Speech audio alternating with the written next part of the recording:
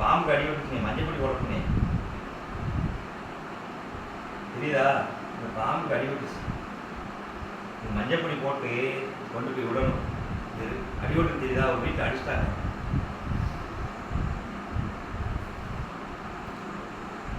எப்படி கூட போட விட மாட்டேங்குது. போட்டாச்சு, மஞ்சள் பொடி போட்டு இதை கொண்டு போய் விடணும்.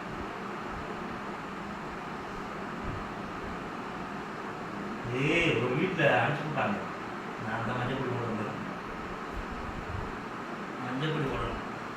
ஓடும் மஞ்சள் பொடி போட்டு கொண்டு போய் விடணும். அனுப்பிச்சு விட்டாங்க.